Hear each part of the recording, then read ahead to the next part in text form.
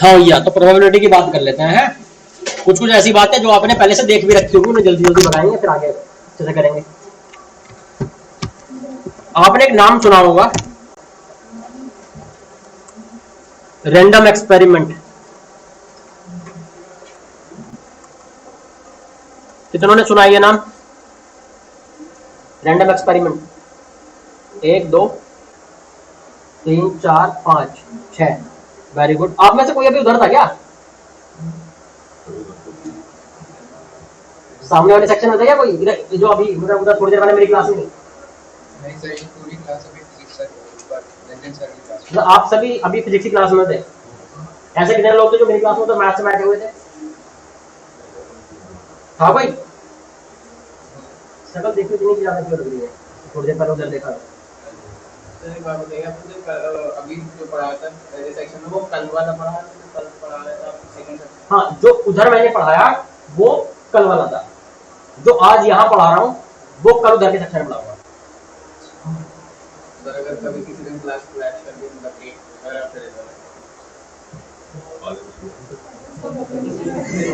तो आप एक तरफ रहो ना, तो सब कुछ कंप्लीट। एक्चुअली चाहे फिजिक्स केमिस्ट्री या मैथ, तीनों में से कुछ भी हो, जितनी क्लास पूरे हफ्ते में इधर लगाई गई है उतनी क्लास उधर लगाई गई है।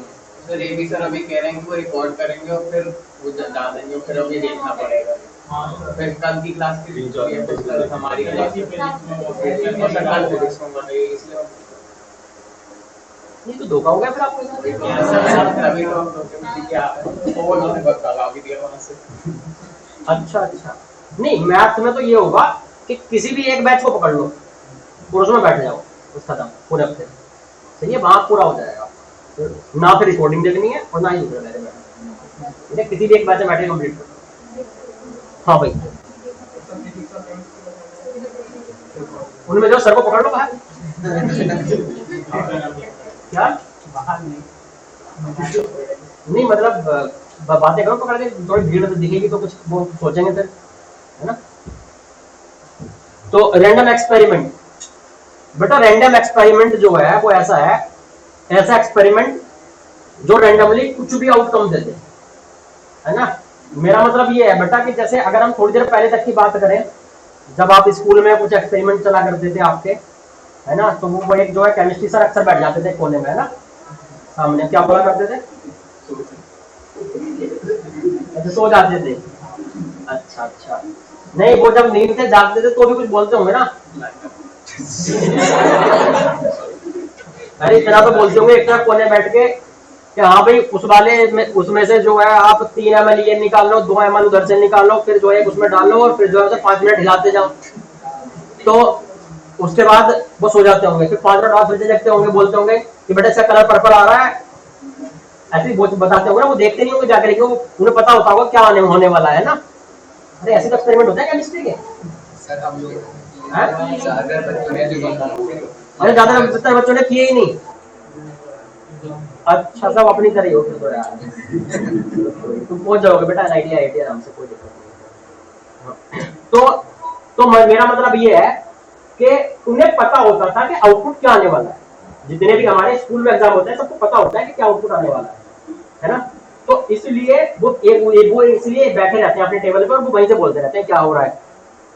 लेकिन तो उसको रैंडम एक्सपेरिमेंट नहीं होता, क्योंकि उसका जो आउटपुट है वो रैंडम नहीं है, उसका आउटपुट फिक्स है। जैसे लेकिन हमने डाइस थ्रो की अगर, तो बेटा डाइस अगर मैंने थ्रो की तो उसका जो आउटपुट है वो रैंडम है ना बेटा। उसका आउटपुट जो है रैंडम कैसे है भाई, 1 से 6 के बीच में कुछ भी आ सकता है। अरे सही बात है, तो 1 से 6 के बीच में कुछ भी आउटपुट आ सकता है, इसका मतलब क्या हुआ कि रैंडमली कुछ भी आ सकता है, इसलिए हमने इसको बोला कि रैंडम एक्सपेरिमेंट है। जैसे मान लीजिए मैंने टोस्ट किया, कॉइन टोस्ट किया, हेड भी आ सकता है, टेल भी, रैंडमली कुछ भी आ सकता है दोनों में से। तो मतलब ये क्या हो गया, टोस्ट करना वो एक रैंडम एक्सपेरिमेंट। तो क्लियर है रैंडम एक्सपेरिमेंट किसे बोल रहे हैं हम लोग रैंडम एक्सपेरिमेंट उसे बोल रहे हैं जिसका आउटपुट रैंडमली कुछ भी आ जाए। क्लियर है? कुछ भी का मतलब ऐसा नहीं है कि कहीं से कुछ भी आ गया, मतलब हमने मान लीजिए टोस्ट किया और उस पर देखा तो घड़ी बनी हुई आ गई, ऐसे नहीं। मतलब एक लिमिट है कुछ, लेकिन उनमें से कुछ भी उठ के आ जाए, है ना। तो ये हो गया रैंडम एक्सपेरिमेंट, शायद आप समझ गए। तो इनकी थ्योरी लिखने से मतलब नहीं है, बस बेसिक समझ लो, तुम क्वेश्चन ऐसे थ्योरी से थोड़ी आएंगे, लेकिन पता होना चाहिए फिर भी क्या बातें हो रही है। रैंडम एक्सपेरिमेंट जिसका रैंडमली कुछ भी आउटकम आ जाए। अगर मैं बात करूं बेटा सैंपल स्पेस, सैंपल स्पेस किसे कहते हैं? ये वाली लाइट बंद कर दो क्या? नहीं सर, रिफ्लेक्शन वगैरह जला रहा हूं। अब सही है। तो अगर मैंने बात की बेटा सैंपल स्पेस, तो सैंपल स्पेस का मतलब हुआ कि set of possible outcomes, set of possible outcomes. जैसे जैसे मैंने अगर डाइस थ्रो किया,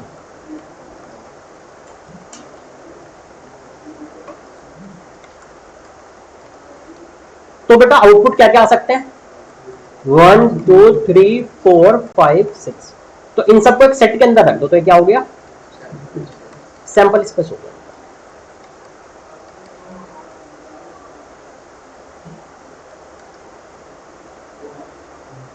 कोई दिक्कत है? और आगे देखें, समझ गए सैंपल स्पेस क्या है? जो भी पॉसिबल आउटकम आ सकता है उन सबको एक सेट के अंदर रख दो, तो वो सेट ही सैंपल स्पेस कहलाता है। इसका मतलब हमारे जो भी आउटकम आते हैं सैंपल स्पेस में से ग्रुप के आते हैं। अब अगर मैं बात करता हूं इवेंट, इवेंट क्या है? क्या बेटा इवेंट?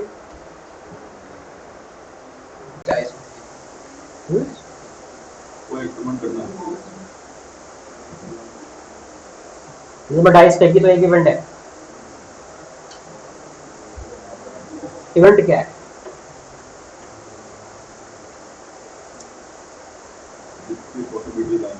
हाँ ओके,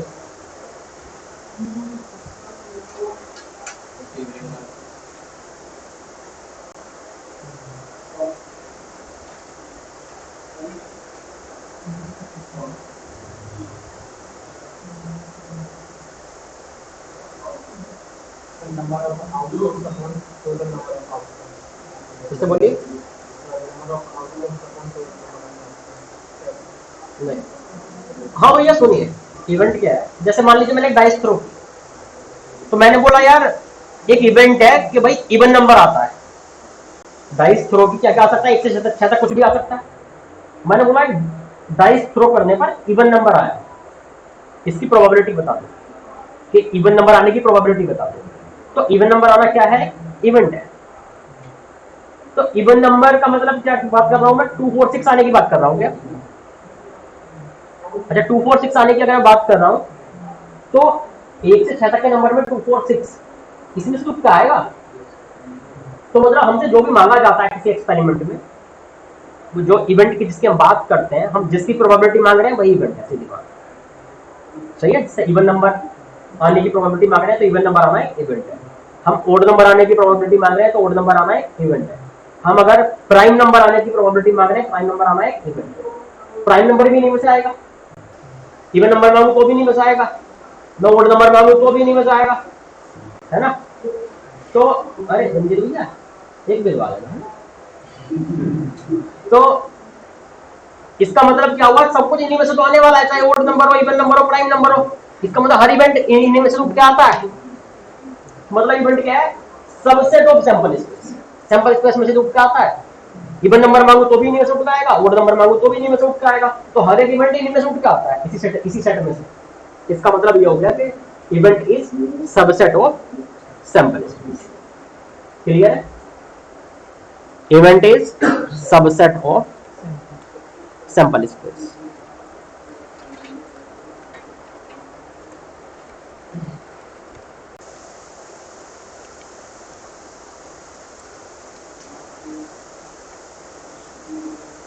और आगे कुछ बात करें?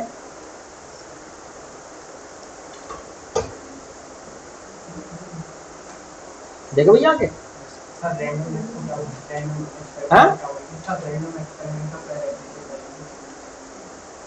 experiment in which outcomes occur randomly, कोई भी आउटकम रैंडमली ऑकर हो जाता है। सही है। मैं बात करता हूं इसके बाद श्योर इवेंट की, या फिर मैं बात करता हूं बेटा इम्पॉसिबल इवेंट की।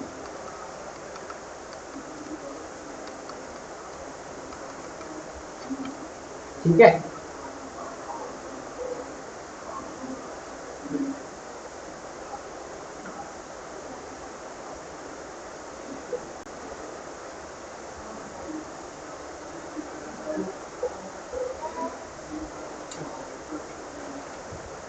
लिख लिया।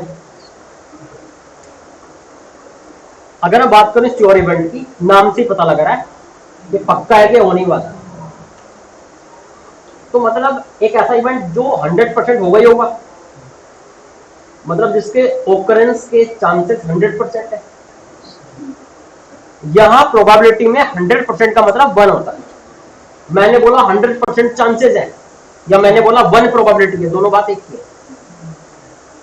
सही है। वो 100 का कंपैरिजन 1 से किया जाता है। जैसे चांसेस मैक्सिमम 100% हो सकते हैं ना, ऐसी प्रोबेबिलिटी मैक्सिमम 1 तक जा सकती है। 100% chances equal to probability equal to 1। Clear है। तो मैं यहां बोलूंगा एक ऐसा इवेंट जिसके 100% चांसेस ऑकरेंस, या मैं बोलूंगा एक ऐसा इवेंट जिसकी प्रोबेबिलिटी 1 हो, उसे कहते हैं हम कि ये श्योर इवेंट है।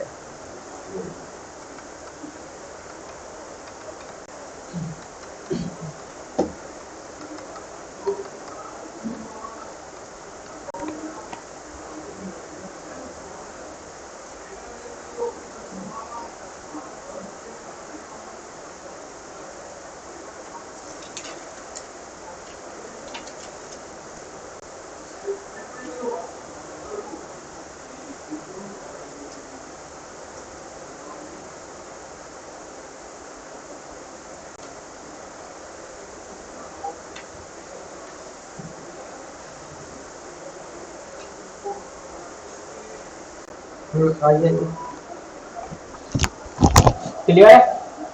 अगर मैं बात करूं impossible event, impossible event, impossible का मतलब क्या है, जो कभी होगा ही नहीं, तो उसके कितने परसेंट चांस है होने के? 0। तो 0% चांस मतलब 0 प्रोबेबिलिटी। तो एक ऐसा इवेंट जिसकी प्रोबेबिलिटी 0 होगी।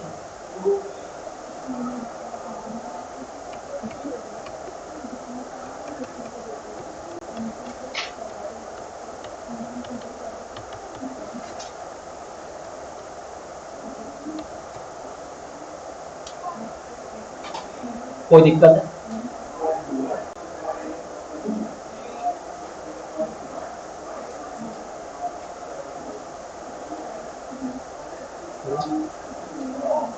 चले आगे।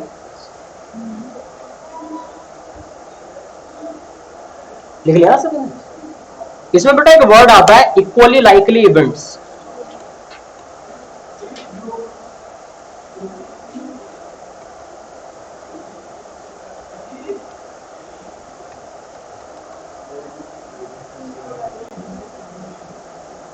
किसे कहते हैं equally likely events?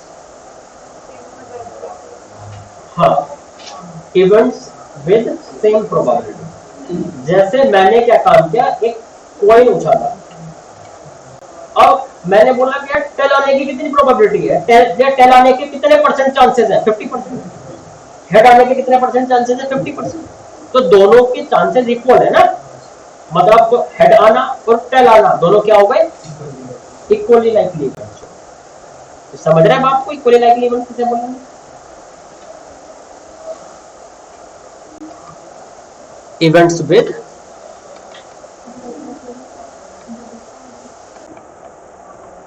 Same probability. Clear भैया? कोई दिक्कत तो बता दो मुझे। नहीं है? ऐसे बहुत सारे नाम आएंगे भी। अच्छा, इंटरसेक्शन का मतलब क्या होता है? कॉमन। मैंने बोला कि एक इवेंट है ए, शॉर्ट में नाम बता रहा हूं, एक इवेंट है ए, एक इवेंट है बी, तो मैंने बोला कि ए इंटरसेक्शन बी की प्रोबेबिलिटी बताओ, तो मतलब किसकी प्रोबेबिलिटी मांग रहा है कि उस बात की प्रोबेबिलिटी जहां दोनों एक साथ हैं, या दोनों कॉमन की प्रोबेबिलिटी है ना मैडम। तो एक बात बताऊं तो तुम्हें, अगर मैंने बोला कभी म्यूचुअली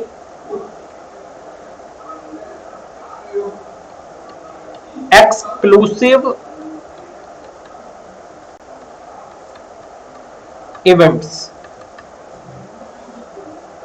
म्यूचुअली एक्सक्लूसिव इवेंट्स क्या होते हैं? हाँ सुना है कि नाम है म्यूचुअली एक्सक्लूसिव कुछ नहीं? हाँ हाँ क्या थोड़ा थोड़ा ओके और कोई? अरे हम वो तो पढ़े थे मैथमेटिकल रीजनिंग, वहां एक्सक्लूसिव बढ़ाया था। देखो क्या बेटा, हाँ जो साथ में ना हो, म्यूचुअली मतलब आपस में, एक्सक्लूसिव मतलब हटे हुए, एक दूसरे से हटे हुए। तो इसका मतलब हो गया कि म्यूचुअली एक्सक्लूसिव मतलब जो एक दूसरे से हटे हुए, जो मान लो ये दो इवेंट है, ये दो इवेंट है, दो सेट है, होते नहीं होते दो सेट बनाते थे ऐसे ओवरलैप कर जाते थे थोड़े से, तो ये क्या म्यूचुअली एक्सक्लूसिव नहीं है, थोड़ा पार्ट इनमें कॉमन है। लेकिन अगर ये अलग अलग हो, इसका डब्बा अलग हो, इधर वाले का डब्बा अलग हो, तो क्या हो गया, ये अपना अलग सेट है, ये अपना अलग सेट है, तो ये अपना अलग इवेंट है, ये अपना अलग इवेंट है, मतलब क्या हो गए म्यूचुअली एक्सक्लूसिव इवेंट। ऐसे इवेंट्स जिनमें कुछ कॉमन ना हो, जैसे आपने डाइस को थ्रो किया, मैंने बोला एक इवेंट है कि इवन नंबर आता है, दूसरा इवेंट है कि ओड नंबर आता है, तो दोनों में कॉमन कुछ हो सकता है क्या, ओड में और इवन में? तो क्या इन दोनों इवेंट में कुछ कॉमन हो सकता है? तो इसका मतलब ये दोनों इवेंट कभी एक साथ नहीं आ सकते ना, या तो ओड ही आएगा या फिर इवन ही आएगा। तो मतलब ये दोनों इवेंट एक दूसरे से हटे हुए हैं, एक साथ कभी नहीं हो सकते। इसका मतलब ये दोनों क्या है, म्यूचुअली एक्सक्लूसिव इवेंट। तो ऐसे इवेंट्स जो एक साथ कभी भी ओकर ना हो पाए। तो अगर मैंने बोल दिया कि दोनों के एक साथ ओकर होने की प्रोबेबिलिटी कितनी है, 0, सही है नहीं? तो two events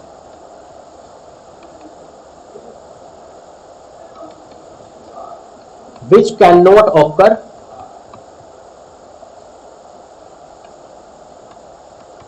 simultaneously are called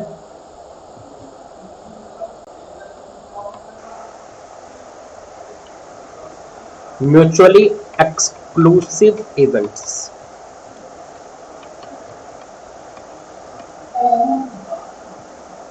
ठीक है भैया?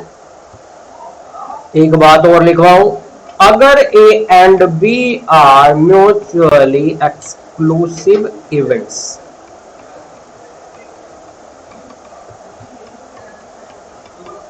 देन अगर ए और बी म्यूचुअली एक्सक्लूसिव इवेंट्स है तो एक साथ कभी नहीं हो सकते, मतलब दोनों में कभी कुछ कॉमन नहीं हो सकता, मतलब दोनों के इंटरसेक्शन की प्रोबेबिलिटी कितनी, 0। अगर ए और बी म्यूचुअली एक्सक्लूसिव इवेंट्स हैं तो उनके इंटरसेक्शन की प्रोबेबिलिटी क्या होगी भैया, 0।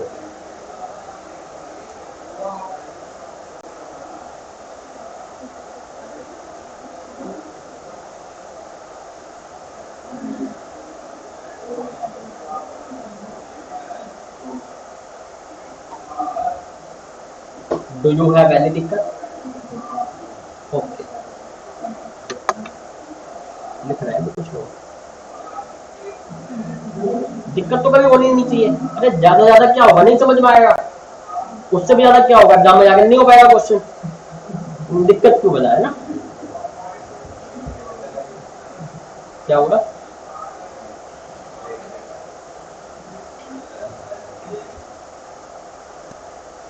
आपको मैंने शायद एकदम बताया होगा, जब आप जो है, मैंने बी डेस्क के बारे में बताया था आपको, बी डेस्क है, ये कोई चक्कर ही नहीं है, ये बड़े काम की चीज है, मैं आपको बताता हूँ बेटा। जैसे हम लोग बीटेक के लिए फॉर्म फिल करते हैं जेई में, है ना, ऐसे ही आपने सुना होगा बी आर्क के लिए होता है ना, यहाँ पे ऐसे होते हैं बेटा। एक तो होता है बीटेक के लिए फॉर्म जिसे हम आज तक हमेशा फिल करते आए हैं, जो जेई मेंस होता है वो 3 के लिए होता है। वैसे मेनली एक बात हो, जेई मेंस तो 2 के लिए होता है, बीटेक और बी आर्क, लेकिन अलग से एक एग्जाम होता है बी डेस्क के लिए, मतलब जैसे वो आर्किटेक्चर या डिजाइनिंग है, बैचलर ऑफ डिजाइनिंग।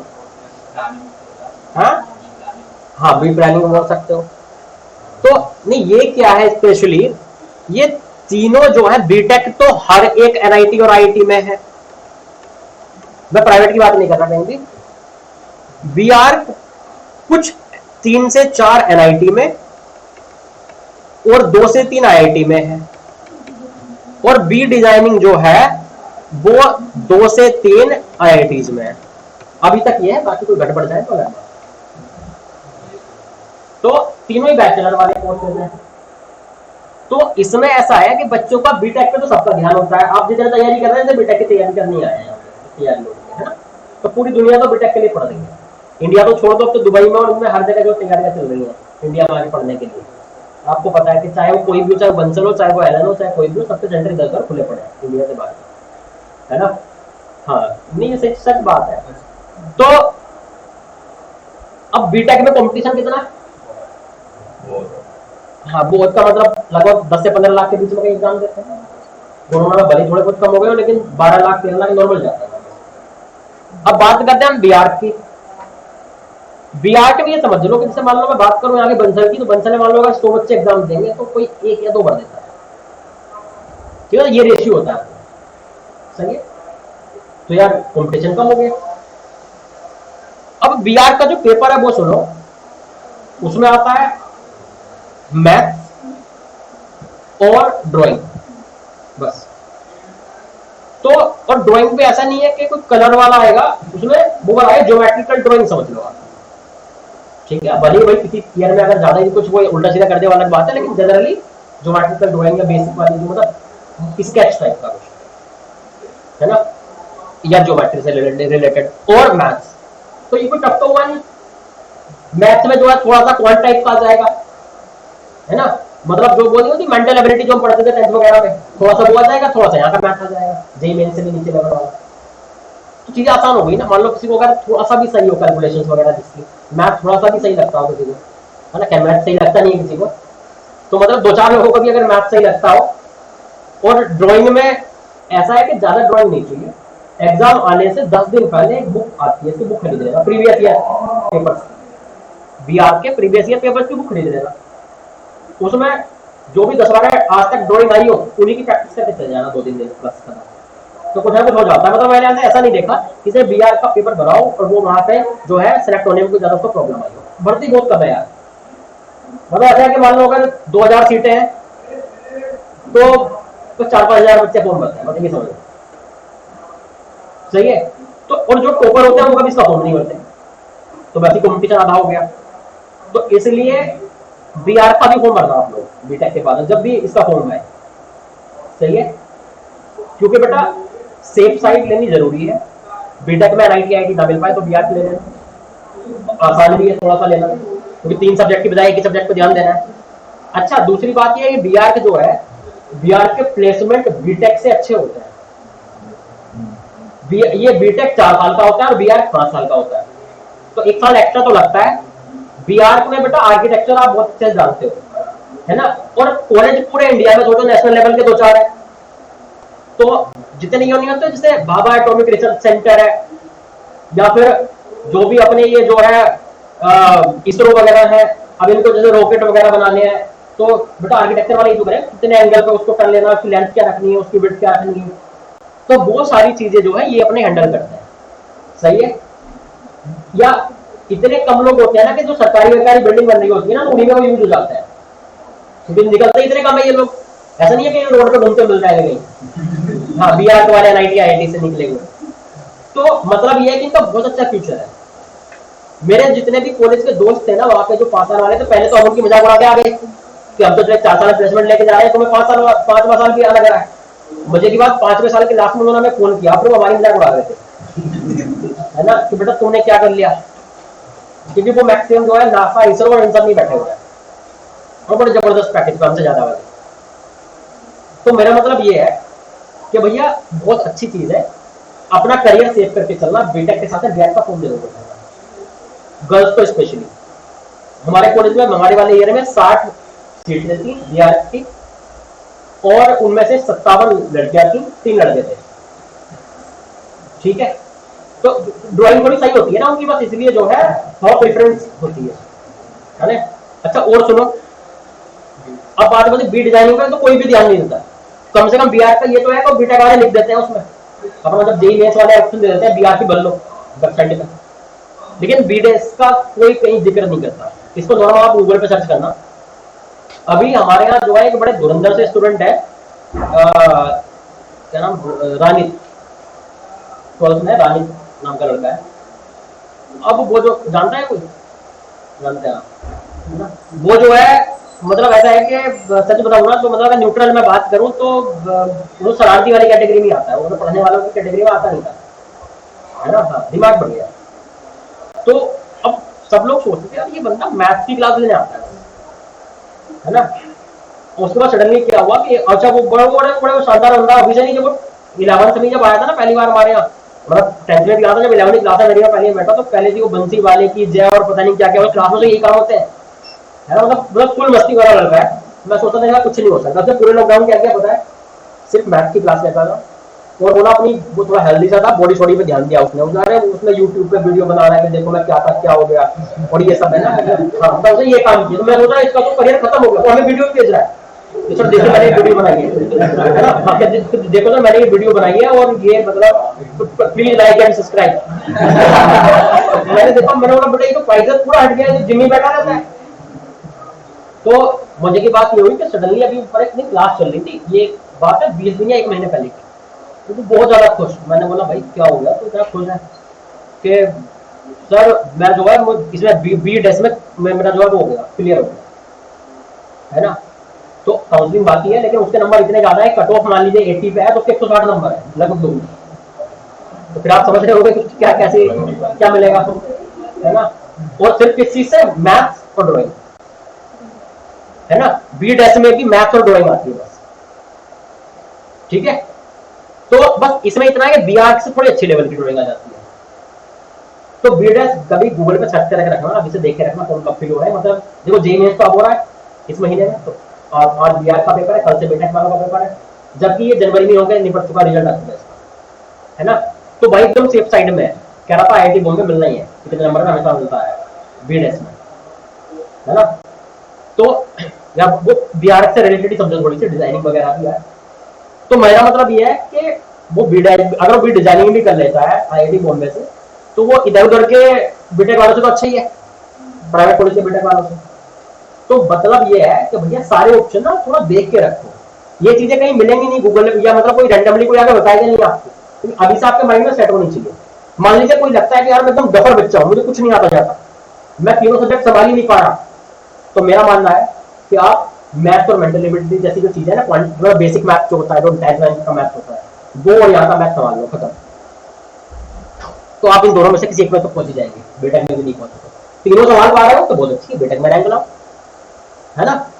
तो मतलब ये है कि आपको निराश नहीं होना है, आपको बस अपने ऑप्शन ऐड करके रखने हैं, ताकि आपके पास एक के बजाय कई सारे ऑप्शन हो, कि आपका एक बिगड़े तो दूसरा आपके हाथ में। जैसे वो बच्चा है बाकी सब पढ़ रहे होते हैं आजकल, और वो चिल्ला मार रहा होता है, बाकी को डिस्टर्ब कर रहा होता है, तो पहले भी खैर यही करता था, है ना, क्योंकि वो तो सेफ साइड में है बॉम्बे, बाकी पता नहीं कौन पहुंचे कौन ना पहुंचे वहां पे। तो इनका ध्यान रखना बेटा, तीनों ऑप्शन का, सही है।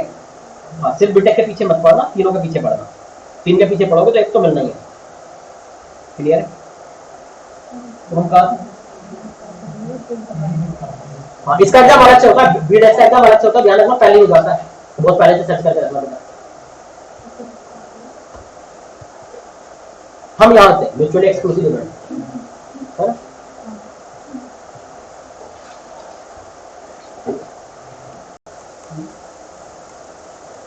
अगर आप बात करो favourable events, sorry favourable outcome, unfavourable outcome,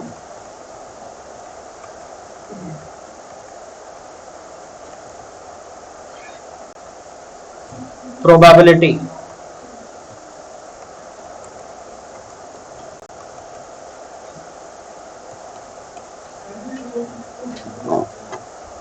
तो मतलब सब एक दूसरे का यूज होता है, इसलिए मैं सीधे 3 लिखवा दिया चीजें ताकि आप डरे ना। प्रोबेबिलिटी क्या होती है,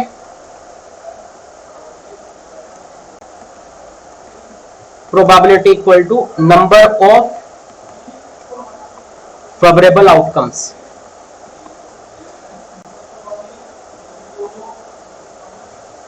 upon number of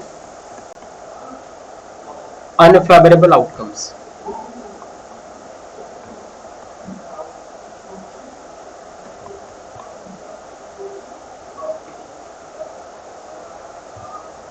क्लियर है?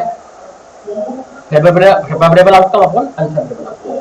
अरे गलत लिख दिया मैंने, टोटल आउटकम्स, टोटल आउटकम्स, ध्यान ऐसे हो गया था। टोटल आउटकम्स बेटा इसमें ना एक्चुअली जैसे प्रोबेबिलिटी है ना, प्रोबेबिलिटी से रिलेटेड एक और भी चीज होती है, एक होता है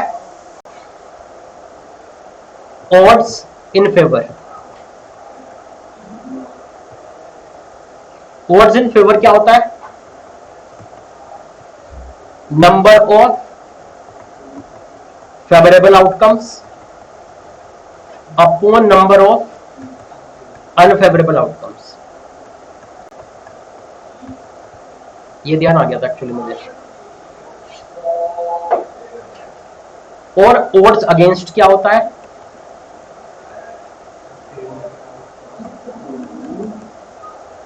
number of unfavourable outcomes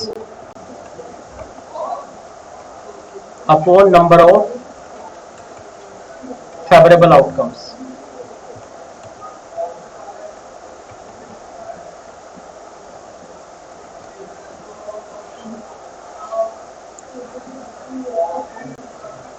clear है भैया?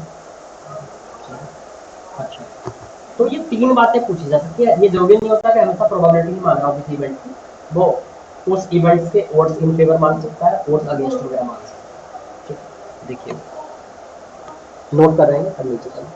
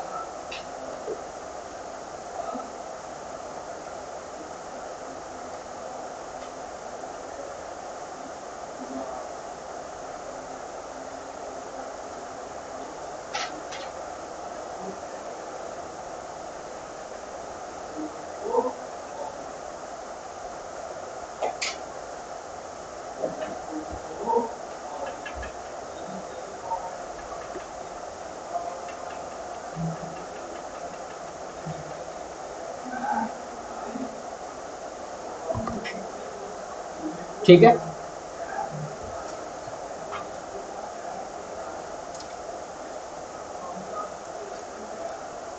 देखिए बेटा, तो अब अगर मैं बात करूं फेवरेबल और अनफेवरेबल आउटकम्स की, हमने बात की। मान लीजिए मैंने क्वेश्चन लिखा, if A set of, question है 3 डाइस, 3 फेयर डाइस लिख रहा हूं, है ना। फेयर डाइस का मतलब आप शायद समझते होंगे कैसे, क्या होता है फेयर डाइस का मतलब? सुंदर, अच्छा, जो जो नॉर्मल होते हैं, ठीक है, अनबायस्ड, हाँ वो भी बोल सकते हैं। फेयर डाइस थ्रोन और कास्ट, कुछ भी लिख सकता है, साइमल्टेनियसली।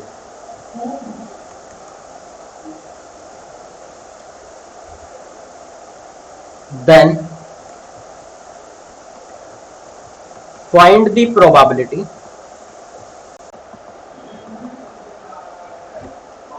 that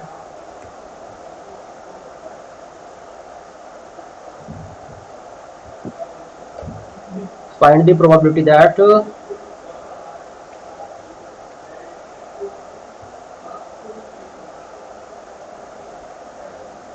at least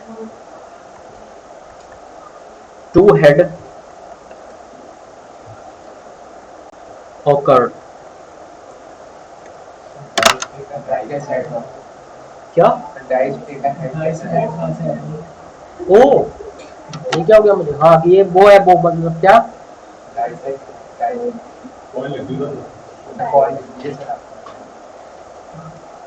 तो एक काम कर लीजिए ना, हाँ पॉइंट लिख लेते हैं। इस टाइम नींद बहुत अच्छी आती है यार।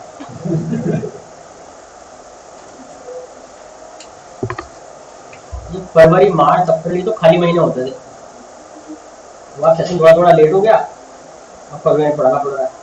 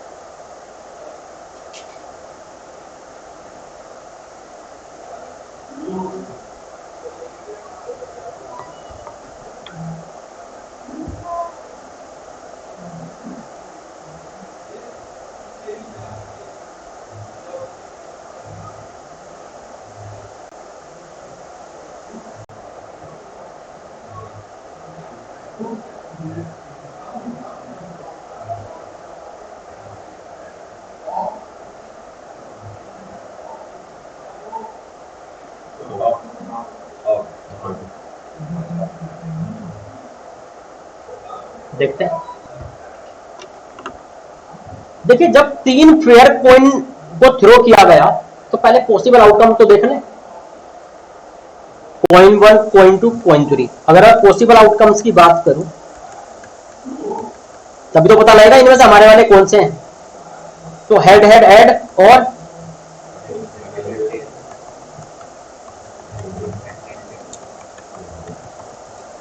फिर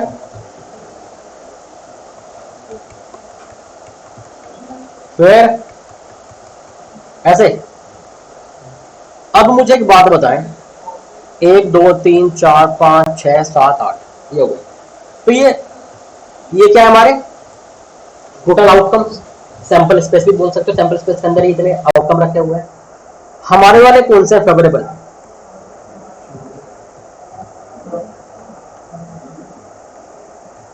एटलीस्ट दो हेड जहां होने चाहिए, एटलीस्ट दो हेड मतलब या तो दो हेड या फिर तीन हेड।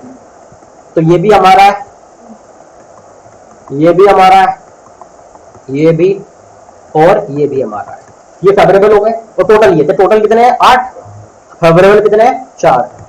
तो भैया प्रोबेबिलिटी कितनी हो गई है ना, ये आप जानते हैं कि फेवरेबल अपॉन टोटल 1/2। क्लियर है भैया बात, तो समझ रहे क्या करना, पहले पॉसिबल आउटकम क्या क्या हो सकता है हमारे उस एक्सपेरिमेंट में वो देख लो, उसके बाद जो जितने जिनकी हम प्रोबेबिलिटी मांग रहे हैं उन्हें काउंट करके ऊपर लिख दो, टोटल को नीचे लिख दो। क्लियर,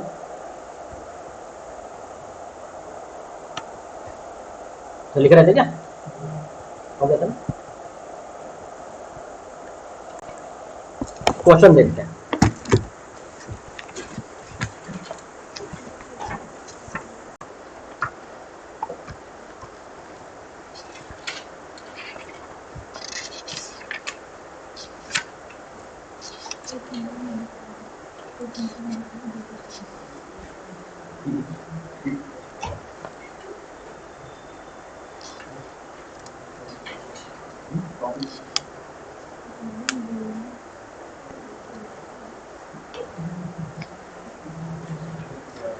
क्वेश्चन लिखिए,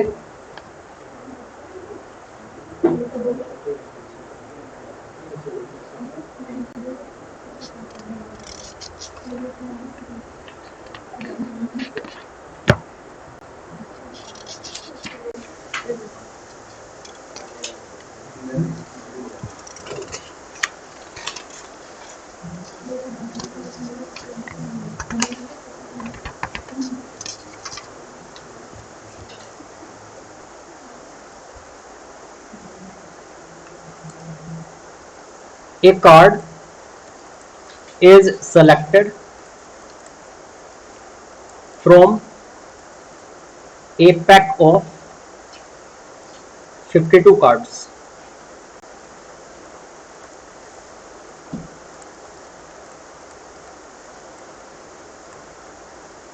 How many points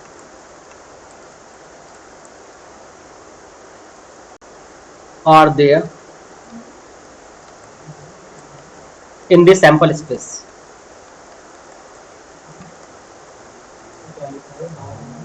How many points are there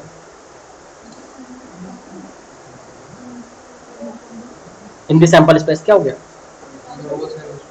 अच्छा, ये जो एक ए मैंने लिखा है ना, वो है how many points are there in sample space. Points बोलो, आउटकम बोलो, एक ही बात है कि how many points are there in sample space.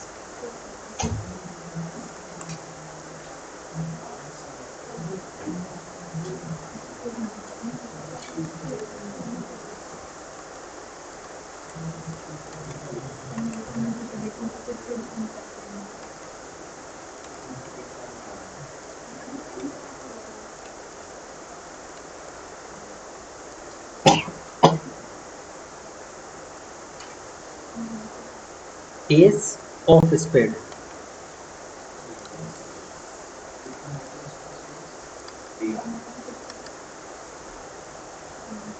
Calculate probability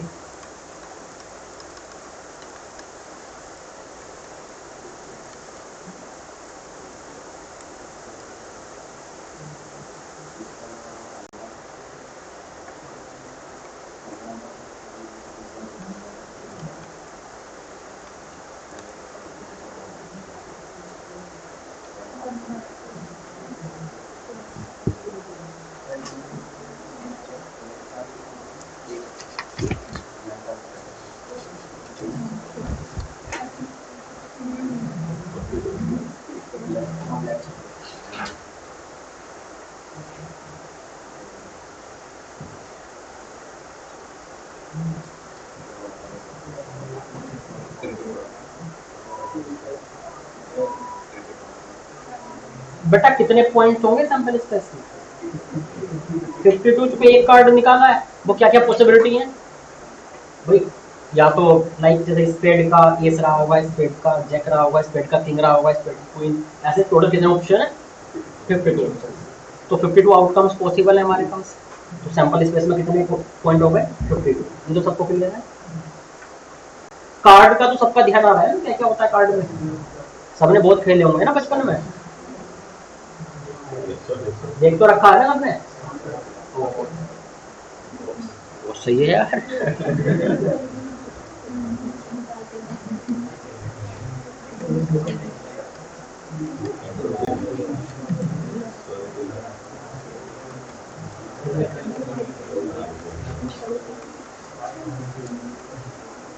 B की बात करते हैं. इसने बोला प्रोबेबिलिटी बताइए कि कार्ड जो है वो एस ऑफ स्पेड है. बेटा स्पेड के कितने एस होते हैं? एक ही होता है ना. तो टोटल कितने आउटकम्स हैं? 52. और हमारा जो चाहिए वो क्या है? एक है उनमें से स्पेड का एस. तो फेवरेबल एक है, टोटल 52. तो प्रोबेबिलिटी इक्वल टू, ठीक है, ये calculate the probability that the card is black card.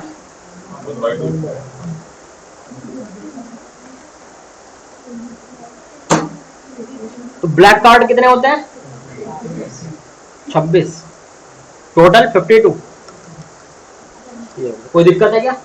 ये छोटी छोटी बातें हैं ना, कोई इतनी बड़ी बात नहीं है कोई. और आगे चलें क्या?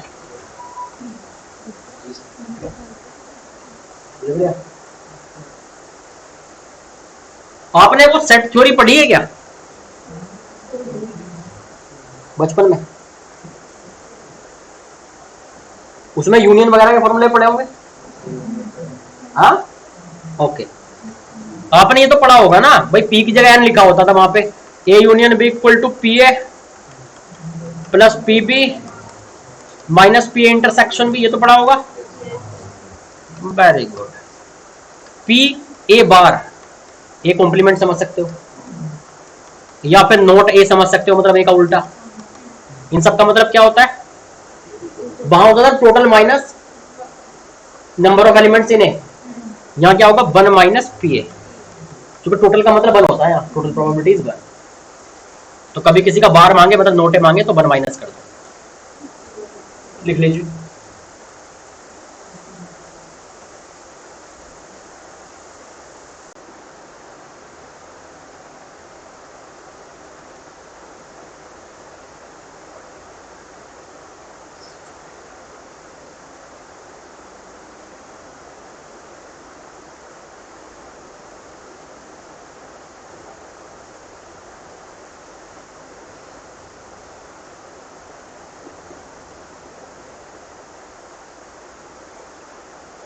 लिख लिया।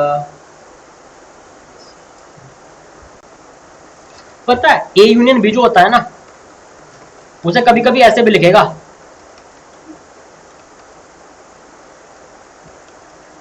एटलीस्ट 1 ऑफ ए बी, इसका मतलब यूनियन होता है। तो एटलीस्ट 1 ऑफ ए बी मतलब सिर्फ ए हो तो भी चलेगा, सिर्फ बी हो तो भी चलेगा, और ए और बी दोनों हो तो भी चलेंगे। तो मतलब सब कुछ ए बी और बी का सारा मिला हुआ पोर्शन मतलब यूनियन। तो समझ लेना कि एटलीस्ट 1 ऑफ ए और बी की प्रोबेबिलिटी मांगे तो मतलब वो ए यूनियन बी की प्रोबेबिलिटी मांग रहा है। कभी ए इंटरसेक्शन बी की बात करे, या कभी ऐसे बोले A and B simultaneously, A and B, या फिर वो लिखे पी ए बी साइमल्टेनियसली, एक ही बात है। इसे क्या लिख सकता है, पी ए और बी, और का मतलब यूनियन और एंड का मतलब इंटरसेक्शन। साइमल्टेनियसली बोले मतलब दोनों का कॉमन वाला हिस्सा मांग रहा है, मतलब इंटरसेक्शन मांग रहा है।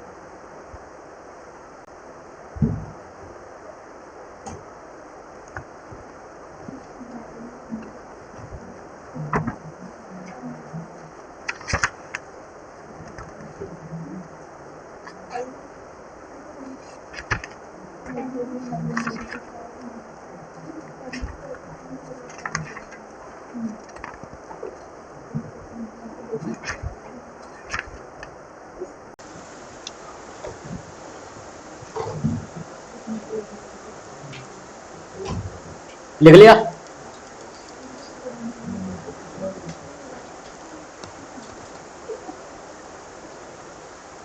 क्वेश्चन लिखते हैं ना इस पे।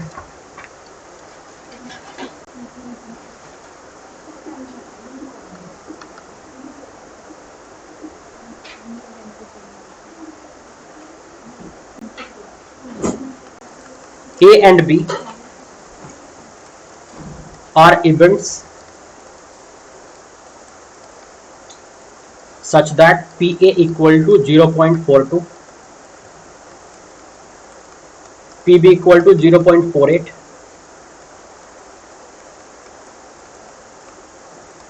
P and B equal to 0.16.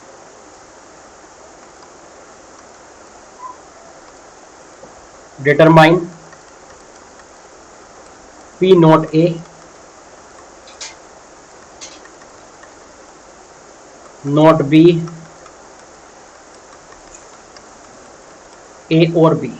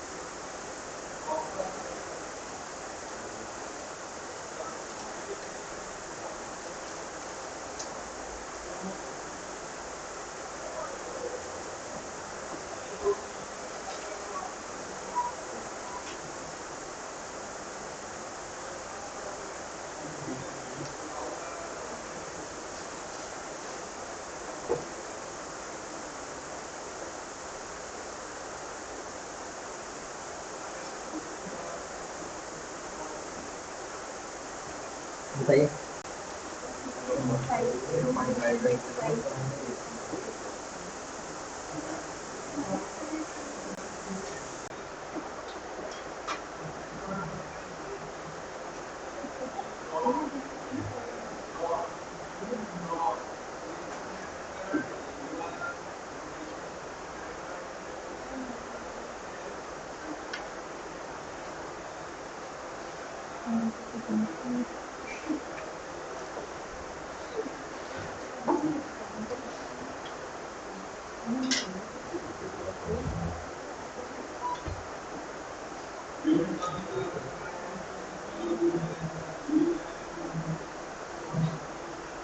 बेटा नोट का मतलब आप जानते हैं, 1 माइनस करना होता है, वैल्यू रख देंगे। ए और बी मतलब यूनियन, और यूनियन का फॉर्मूला आपको आता है, मुझे नहीं पता आता है नहीं आता है तुम्हें, आता है ना। पी ए रख दो, पी वी रख दो, पी ए एंड बी यहां पर रख दोगे, तो बड़ी सिंपल सी बातें हैं, फॉर्मूला याद होना चाहिए। और आगे चले, कुछ लोग लिख रहे होंगे,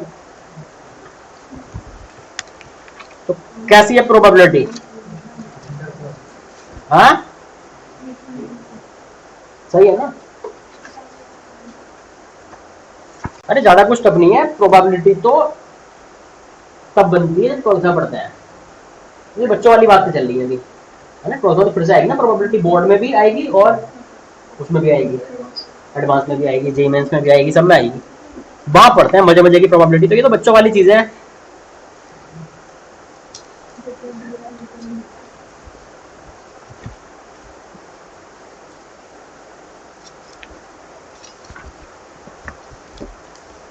क्वेश्चन लिखिए,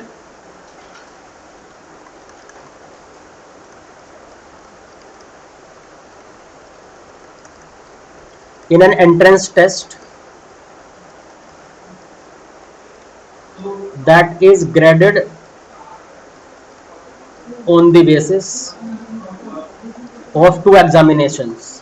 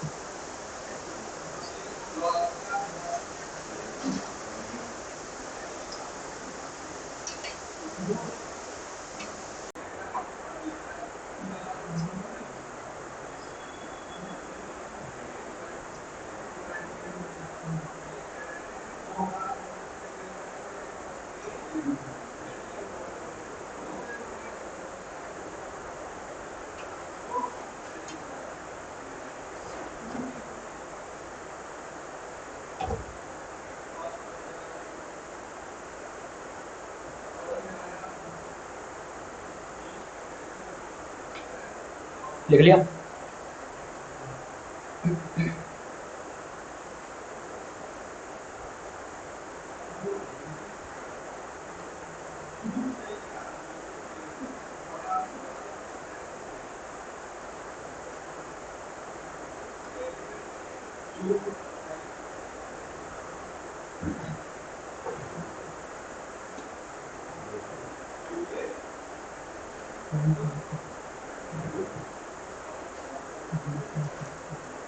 चले बेटा, इसने बोला है in an entrance test that is graded on the basis of two examination, examination 1 examination 2, दो मान लेते हैं। तो प्रोबेबिलिटी ऑफ, मैं एक काम करता हूं ना, एग्जामिनेशन 1 का नाम ए दे दिया, ए इवेंट है, लेट इवेंट ए के पासेस एग्जामिनेशन 1, और मैं बी इवेंट मान लेता हूं कि भैया वो पास कर लेता है एग्जामिनेशन 2, दो एग्जामिनेशन थे। इसने बोला मुझसे probability of a random chosen student passing the first examination is 0.8, मतलब जब रैंडमली कोई स्टूडेंट उठता है तो उसकी एग्जामिनेशन 1 में पास होने की प्रोबेबिलिटी, मतलब ए इवेंट की प्रोबेबिलिटी कितनी है, 0.8। सेकंड एग्जामिनेशन में पास होने की प्रोबेबिलिटी, मतलब बी इवेंट की प्रोबेबिलिटी कितनी है, 0.7। The probability of passing at least one of them, at least one of them मतलब यूनियन बता रखा है ना मैंने, दिस इज 0.95। तो what is probability that passing both, passing both मतलब intersection B, A and B both है ना, इसका मतलब ये हुआ ना। तो आप जानते हैं कि पी ए यूनियन बी क्या होता है, P A P B minus P A intersection B. तो बेटा यहां से आप आराम से निकाल सकते हैं पी ए इंटरसेक्शन बी, इसको उधर ले जाइए, उसको उधर ले जाइए। ओके, नहीं ज्यादा कैलकुलेशन तो मुझे आती नहीं है, देखता हूँ जरा फिर भी करके। कितना हो गया, 0.55। कोई दिक्कत है क्या?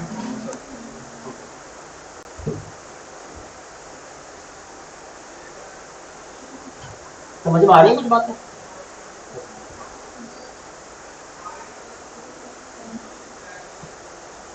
इस फॉर्मूला से रिलेटेड ज्यादा क्वेश्चन आते हैं स्कूल में, क्वेश्चन आता है। बाकी आपको, आपने अपना एग्जाम दे लिया, आपको पता लग गया होगा, कितने दे दिया होगा ना। कितनों का एग्जाम हो गया स्कूल का? 1 और 2। तो कैसा हुआ मैथ? आज ही था, कैसा हुआ? बढ़िया हो गया, पास हो जाओगे? अच्छा, तो प्रोबेबिलिटी हो गया था, नहीं हो गया था? मस्त हो गया। चॉइस में दे रखा था, किस्मत खुल के तुम्हारी। और बेटा आपका चॉइस में दे रखा था, छोड़ दिया होगा। सही है, सही है। तो कितने नंबर का टेस्ट होता है ये? 80। तो 80 में से कितने आ जाएंगे मैथ्स में? हाँ, हो जाएंगे। क्या बात है यार, मैं फालतू पढ़ा रहा हूँ कि जब तुम्हें 1-2 चैप्टर छोड़ दिए 75 आ जाता है, क्या है भाई, 80 में से 80 थोड़ी लाने हैं यार। पता नहीं यार जमाना ही कौन सा था यार, जब हम लोग पढ़ते थे, मतलब ऐसा लगता था कि 80 में से अगर 30 आ जाए तो बड़ी अच्छी बात है, पास हो जाएंगे। वो अपन ही बेकार थे, मतलब जमाना ही बेकार था, समझ में नहीं आया यार।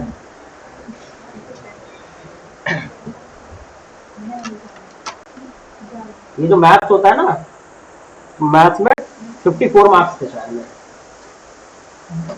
Out of 100। और ओवरऑल सारे सब्जेक्ट मिला के 60.00%, 60%। क्या हो गया है?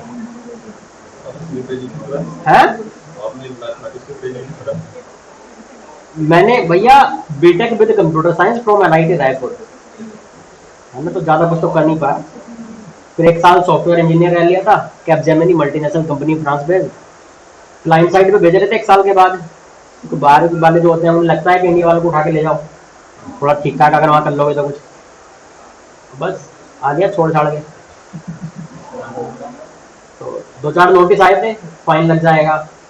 मजे की बात तो यह है कि सैलरी आती थी फ्रांस से, हम बैठे इंडिया में, और मजे की बात ये थी भाई कि 3 महीने में यहाँ टीचिंग में आ गया, बंचल में आ गया, और 3 महीने तक वो सैलरी भी दे दे रहे मुझे। वही है ना, क्योंकि बात क्या था ना कि मैं उस डेट पे आया जिस डेट पे मुझे रिलोकेट कर रहे थे, मतलब मेरा लेटर वेटर आ गया, बोल दिया कि उसके लिए वीजा के लिए अप्लाई कर दो, सारी फॉर्मेलिटीज कर ली, पुणे में वो 1 साल हो गया था पुणे वाली ब्रांच पे। तो पुणे वालों को तो लगा यहाँ से निकल गया फ्रांस, तो फ्रांस वालों को लगा भी आएगा थोड़ी देर में, है ना, और सैलरी देते रहे, है ना। उसका जब 3 महीने पूरे हो गए, दोनों दिन का दोनों तरफ का कंफर्मेशन हो लिए, मैंने जब पक्का पता लग गया अब नहीं आने वाला, लास्ट के 15-20 दिन जब मैं सैलरी आने में फिर से 15 दिन थे, जब 2 महीने बाद, तो मैंने बोला कि हाँ मेडिकल केस है, थोड़ा सा आऊंगा ज्वाइन करूंगा, फिर एक सैलरी ली, तो तीसरी सैलरी आ गई, जब मुझे लग गया कि अब नहीं आने वाला, तो फिर भाई उनके यहाँ वकीलों की बैठते हैं, अपना उनका सेपरेट डिपार्टमेंट होता है, लीगल डिपार्टमेंट, और यह सुप्रीम कोर्ट का नोटिस कि आइदर 3 महीने की बजाय 9 महीने की सैलरी 3 गुनी मतलब वापस करवा रहे हैं मुझसे, या तो 9 महीने की सैलरी वापस करो या फिर विदिन 10 डेज ज्वाइन करो हमें वापस आके, है ना। तो 2 बार नोटिस आया, तो वो घर पे आता था, एक बार तो घर वालों ने पढ़ा, दूसरी बार मैंने बोला एक काम करना, डाकिया को बोल देना कि एड्रेस नॉट फाउंड, इस नाम का हमारे घर कोई नहीं है। दूसरी बार एड्रेस नॉट फाउंड हुआ तो आने बंद हो गए लेटर।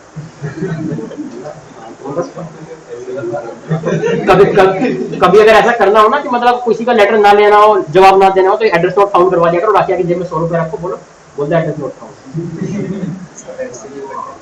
मतलब सारे उल्टे सीधे काम अपने कर ही रखे हैं। हाँ मतलब क्या नहीं कर रखा। कुछ लोग ऐसे बोलते हैं कि यार टीचर नहीं, ऐसे एक होता है कुछ लोग, जैसे मान लो कुछ तो पेरेंट्स बेचारे मिलने आते हैं ना, तो पता नहीं कुछ लोग ना इमेज बना के रखते हैं बच्चे अपने पेरेंट्स की नजरों में कि टीचर ना वो बनता है जिनकी जॉब नहीं लगती।